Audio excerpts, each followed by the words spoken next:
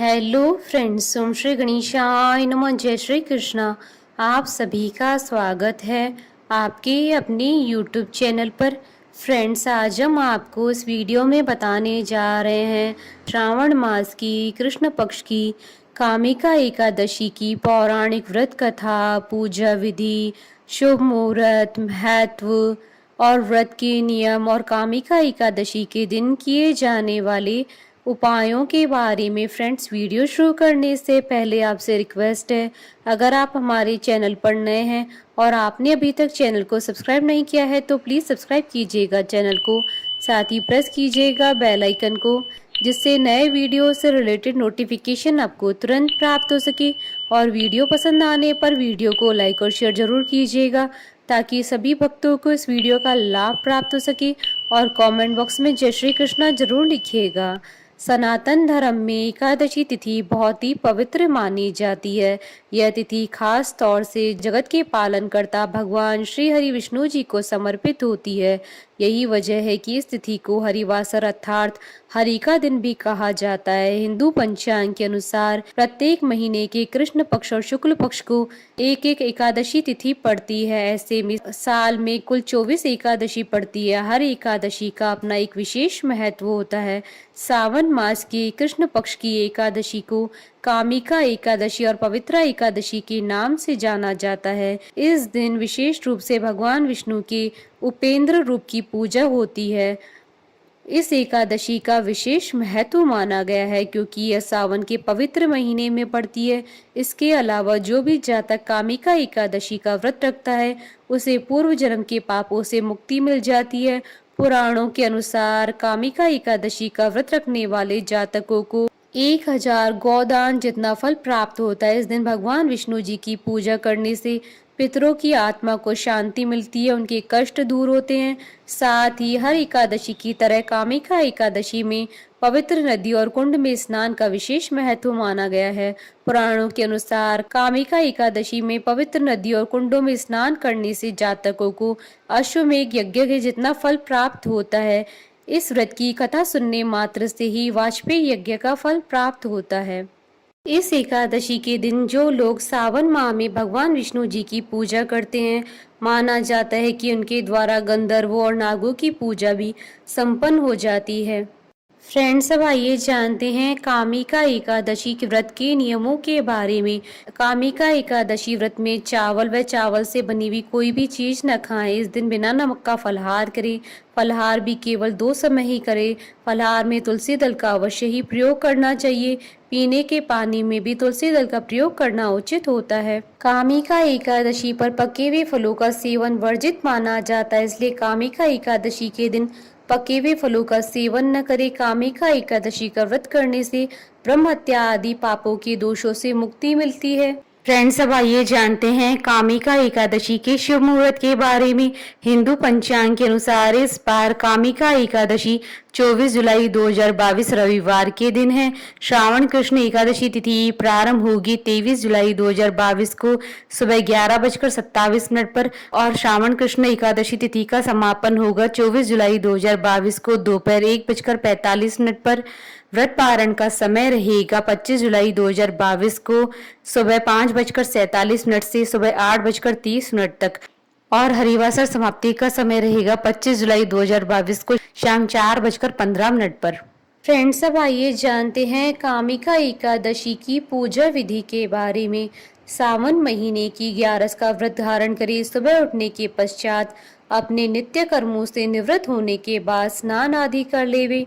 अब पूर्व दिशा की ओर मुख करके पूजा स्थल को स्वच्छ करें। भगवान विष्णु जी को स्वच्छ जल, दूध, दही और पंचामृत से स्नान कराएं। विष्णु जी की प्रतिमा को पहुंचकर उन्हें चंदन का टीका लगाएं। तत्पश्चात भगवान विष्णु जी को फल, फूल, दूध, तिल, पंचामृत आदि अर्पित करें। इस दिन भगवान विष्णु जी को विशेष तौर पर तुलसी पत्र अवश्य अर्पित करें।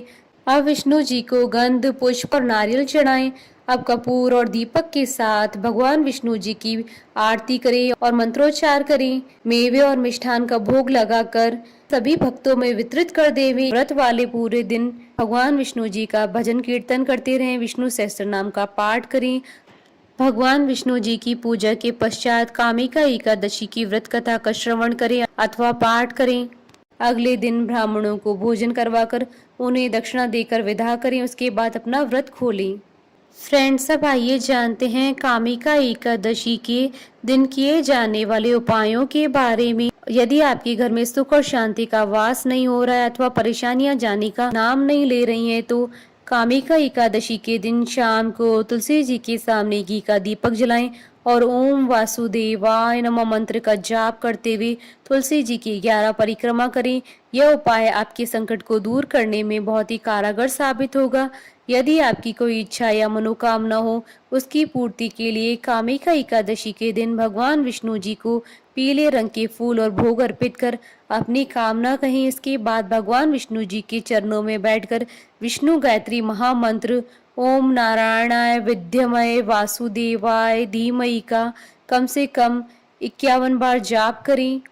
यदि धन संकट से जूझ रहे हैं तो कामिका एकादशी के दिन देवी लक्ष्मी और भगवान विष्णु जी को खीर में तुलसी के पत्ते डालकर भोग लगाएं।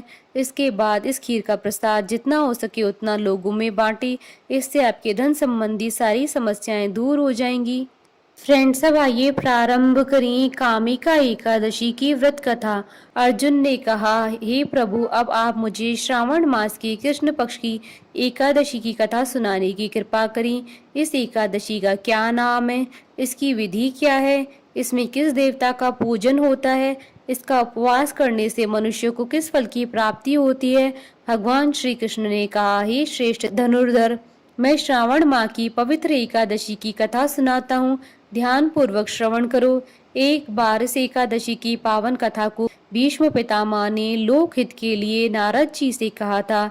एक समय नारद जी ने कहा, हे पितामह, आज मेरी श्रावण के कृष्ण पक्ष की एकादशी की कथा सुनने की इच्छा है, अतः आप इस एकादशी की व्रत कथा विधान सहित सुनाइए।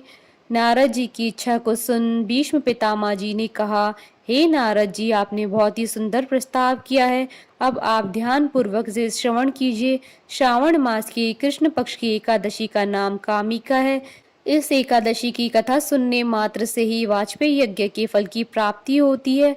कामिका एकादशी के उपवास में शंख चक्र गदाधारी भगवान विष्णु जी का पूजन होता है। जो मनुष्य इस एकादशी को धूप दीप नैवेद्य आदि से भगवान विष्णु जी की पूजा करते हैं, उन्हें गंगा स्नान के फल से भी उत्तम फल की प्राप्ति होती है। सूर्य ग्रहण और चंद्र ग्रहण में केदार और कुरुक्षेत्र में स्नान करने से जिस पुण्य की प्राप्ति होती है, वह पुण्य कामिका एकादशी के दिन भगवान विष्णु जी की भक्ति पूर्वक पूजा करने से प्राप्त हो जाता है। भगवान विष्णु की श्रावण माह में भक्ति पूर्वक पूजा करने का फल समुद्र और वन सहित पृथ्वी दान करने के फल से भी ज्यादा होता है। व्यतिपात में गंडकी नदी में स्नान करने से जो फल प्राप्त होता है, वह फल भगवान की पूजा करने से मिल जाता है।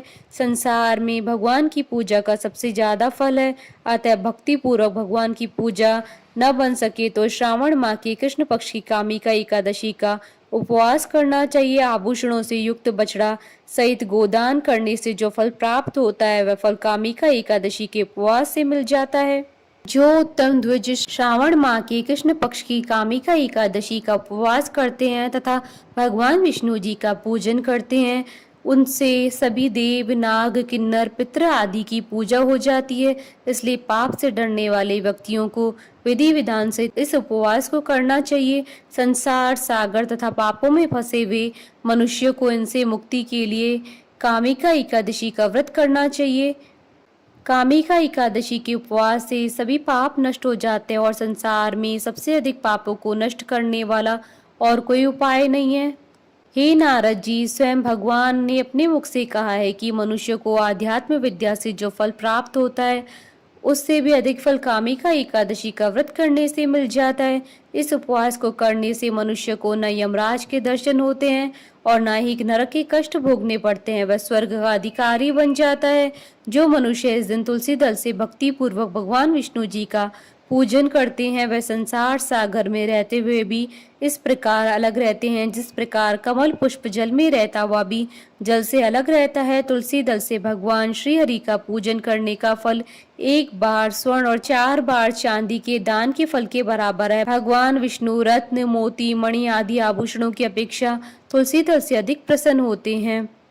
जो मनुष्य प्रभु का तुलसी दल से पूजन करते हैं उनके सभी पाप नष्ट हो जाते हैं।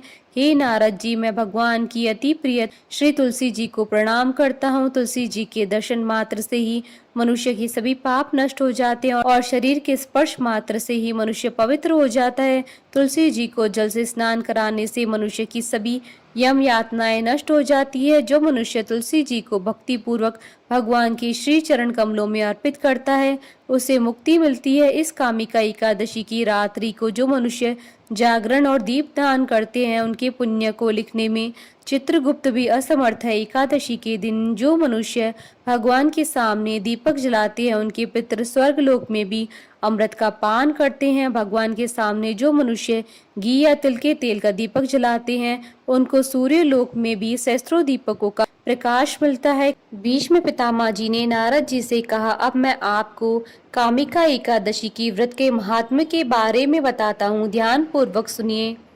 एक गांव में एक वीर क्षत्रिय रहता था। एक दिन किसी कारणवश उसकी ब्राह्मण से हाथापाई हो गई और ब्राह्मण की मृत्यु हो गई। अपने हाथों मारे गए ब्राह्मण की क्रिया उस क्षत्रिय ने करनी चाहिए, परंतु पंडितों ने उसे क्रिया में शामिल होने से मना कर दिया। ब्राह्मणों ने बताया कि तुम पर ब्रह्म हत्या का दोष है, पहले प्रायश्चित कर इस पाप से मुक्त हो जाओ, तब हम तुम्हारे घर का भोजन करेंगे। इस पर क्षत्रिय ने पूछा कि इस पाप से मुक्त होने का क्या उपाय है।